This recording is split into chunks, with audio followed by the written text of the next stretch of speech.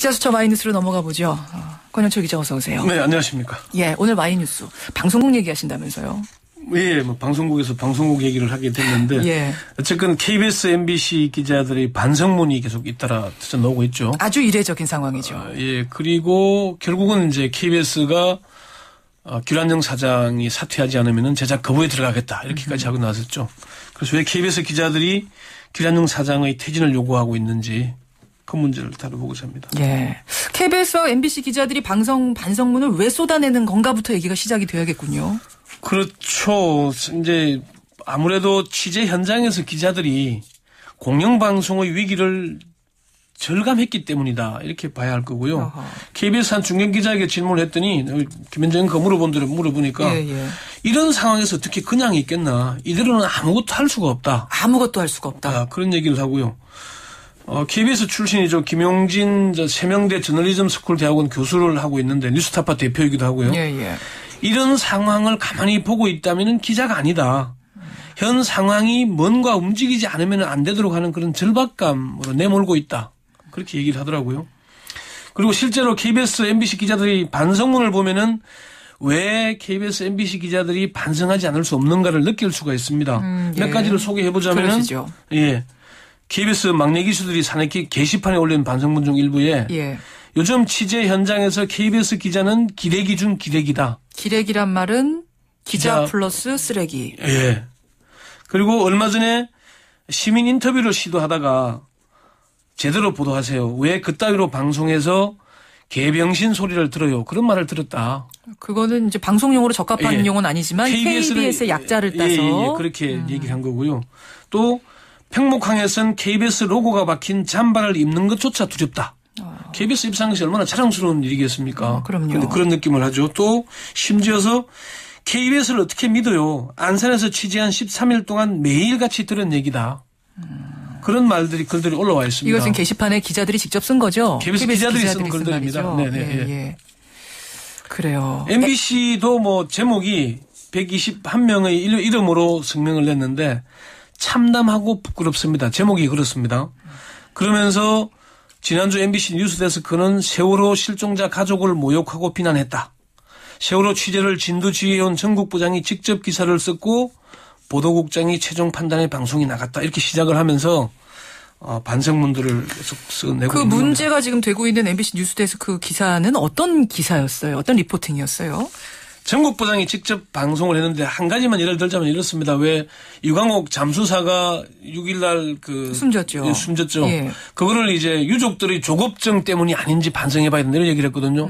그런데 유광옥 잠수사는 6일 처음 투입되자마자 한 번 들어 사망한 거거든요. 5분 만에. 예. 그 전날 이 해수부 장관과 해경청장과 유족들이 오랜 동안 감금됐다 말았다 마찰이 있었다 이런 얘기 있었잖아요. 예. 그걸 가지고 이제 7일날 그 비판을 한 겁니다.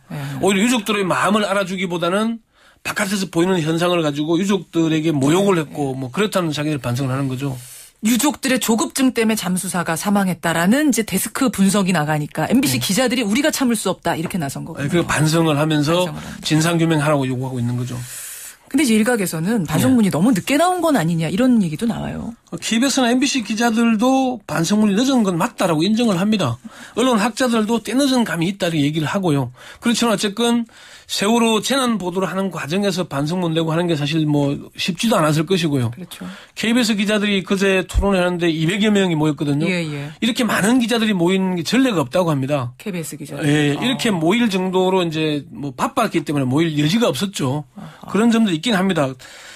다만 이제 KBS나 MBC에서는 그런 얘기들을 합니다.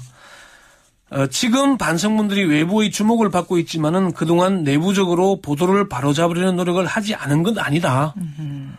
외부에 드러나지 않았지만은 기자들 스스로는 둔감하지 않았고 지속적으로 노력해 왔다. 그런 얘기들을 설명을 했고요. 예. 다만 그 노력의 강도나 정도의 문제 때문인지 외부에서 관심을 가지지 않다가 이번 세월호 보도로 폭발하게 된 것이다. 폭발한 거다. 이번에 폭발한 거다. 꼭 이번 때문만이 아니라. 그렇죠. 알겠습니다. 그러면 KBS 기자들이 처음부터 길환영 현 사장의 퇴진 요구한 게 아닌데 어떻게 얘기가 지금 거기까지 흘러간 건지 그것도 좀 정리해 주시죠. 그 과정을 보자면은 그렇습니다. 유족들이 세월호 유족들이 안산에서 KBS로 온 게 8일 어버이날이죠. 그거는 이제 보도국장의 발언 때문에 온 거잖아요. 예, 그렇죠. 사장이 아니라. 보도국장의 발언 때문에 KBS를 항의 방문했는데 예. KBS 보도국장이나 길안녕 사장이 유족들을 만나줬냐? 만나주지 않았습니다. 예. 유족들을 맞이한 건 경찰 병력뿐이었죠. 그런데 이제 그 KBS 기자협회도 9일날 성명을 냈는데 제목이 사죄합니다, 반성합니다, 바꾸겠습니다입니다. 예. 그 9일 요 때까지만 해도 KBS의 기조가 길안녕 사장의 퇴진 요구가 아니었어요. 아니었어요. 예. 그런데 9일 오후에 상황이 변했습니다. 세월호 사고는 300명이 한꺼번에 죽어서 많아 보이지만 연간 교통사고로 죽는 사람 수를 생각하면 그리 많은 건 아니다. 이게 김시곤 전 보도국장의 발언 논란 아닙니까? 예. 김시곤 보도국장이 9일날 사임하겠다는 기자회견을 하면서 예. 폭탄 발언을 합니다. KBS 사장이 사사건건 보도본부의 독립성을 침해했다. 심지어 윤창중 사건을 톱뉴스로 올리지 말라고 한 적도 있고 길안녕 사장은 대통령만 보고 가는 사람이다. 예. 이런 발언을 한 겁니다. 그러니까 세월호 이야기 보도국장의 발언에서 시작했지만 얘기가 과거에 보도국에서 있었던 일까지 다 가면서 사장 퇴진까지 얘기가 간 거고요. 그러니까 이제 KBS 기자협회는 보도국장의 발언으로 길안녕 사장이 사사건건 보도본부의 독립성을 침해한 게 드러났다. 예. 이 문제가 이제 드러난 것이고요. 또 한 가지 더 있습니다. 아까 말씀드린 대로 길안녕 사장의 유족들이 KBS까지 항의 방문했는데 안 만나줬죠. 예. 그런데 그 다음 날 9일 날 청와대 앞에서 유족들이 항의 집회를 하니까 예. 청와대에서 KBS에 와서 사과하라. 는 요청을 했다고 이렇게 나오긴 하는데 그러니까 길안녕 사장이 KBS 앞에까지 청와대 앞에까지 쫓아가서 유족들에게 사과를 했죠. 예. 그리고 김시곤 보도국장을 사임하도록 한 거 아닙니까? 그렇죠. 여기에 대해서 KBS 기자들이 모멸감을 느낀다는 얘기를 하는 겁니다. 자존심 추락이다. 어떻게 회사를 찾아온 유족들을 만나주지도 않는 사람이 청와대 정무수석 한마디 하니까 청와대 앞에까지 쫓아가서 사과하고 보도국장 바꾸고 하냐. 거기서 평기자들의 어떤 분노가 더 폭발을 한 거다란 말씀이시군요. 그렇죠. MBC로 다시 와보죠. MBC는 지금 사장 퇴진 요구를 하는 건 아니죠? MBC는 지금 진상규명 요구로 일단 머물러 있습니다. 거기 아까 말씀드린 박상호 전국부장의 리포터에 대한 진상규명. 예. 그리고 김장겸 보도국장이 했다는 깡패 같은 사람들이라는 거기에 대한 이제 해명을 해라. 누구를 깡패 같다고 했다는 거예요? 유족들 보고 이제 박성호 당시에 해수부 장관과 해경청장을 붙들어 놓고 밤새도록 토론했다는 얘기를 들으니까 이 사람들 깡패 아냐 이런 얘기를 했다. 거기에 대한 진상 규명을 회사에서 해라. 그게 MBC 기자들 주장. 근데 사실 아까 좀 여기서 말씀드려야 될 게 MBC 기자 121명이 반성문을 냈잖아요. 예. 그런데 그중에 절반 이상은 뉴스를 취재하거나 보도하지 않는 기자들입니다. 파업 때문에 다 현장에서 떠밀린 기자들이 반성문을 낸 겁니다. MBC의 상황이 좀 심각한 상황이라는 거죠. 그렇군요.